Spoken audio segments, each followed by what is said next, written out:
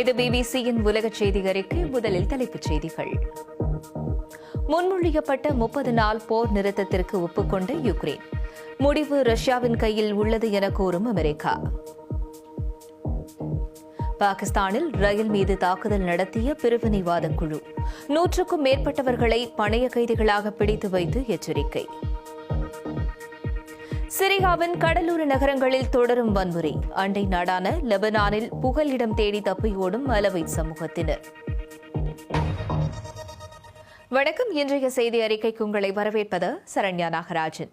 Ukraine போரில் 30 நாள் போர் நிறுத்தத்திற்கான அமெரிக்காவின் முன்மொழிவு குறித்து கருத்து தெரிவிப்பதற்கு முன்பு மூத்த அமெரிக்க அதிகாரிகளின் விளக்கத்திற்காக காத்திருப்பதாக கிரெம்லின் தெரிவித்துள்ளது.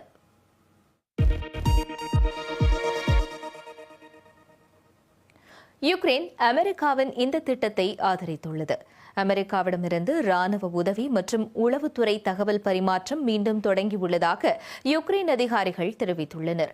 ஆனால் ஜெட்டாவில் போர் நிறுத்த முன்மொழிவுகள் வழங்கப்பட்ட சில மணி நேரங்களில் யுக்ரைன் மீதான ரஷ்யாவின் தாக்குதல்கள் தொடர்ந்தன.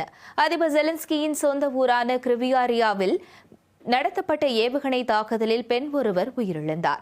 ஒடேசாவில் சரக்கு கப்பல் மீது ரஷ்யா நடத்திய தாக்குதலில் சிரியாவை சேர்ந்த 4 பேர் உயிரிழந்ததாக யுக்ரைன் துணை பிரதமர் தெரிவித்துள்ளார்.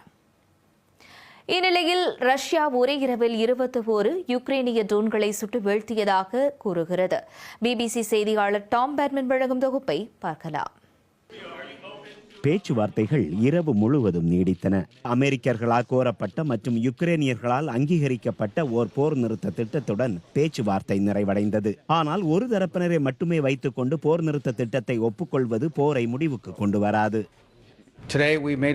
இன்று யுக்ரைனியர்கள் ஏற்றுக்கொண்ட ஒரு திட்டத்தை நாங்கள் வழங்கினோம். அவர்களின் நலன்கள், பாதுகாப்பு மற்றும் ஒரு தேசமாக செலுக்கும் திறனை கருத்தில் கொண்டு போர் நிறுத்த உடன்பாடு நீண்டகால மற்றும் நிலையான முறையில் போரை முடிவுக்கு கொண்டு வருவதற்கான உடனடி பேச்சுவார்த்தைகளில் ஈடுபடுங்கள் என்பதே அந்த திட்டமாகும். மேலும் இந்த திட்டத்தை ரஷ்யர்களிடம் கொண்டு செல்வோம். அவர்களும் ஒப்புக்கொள்வார்கள் என்று நம்புகிறோம்.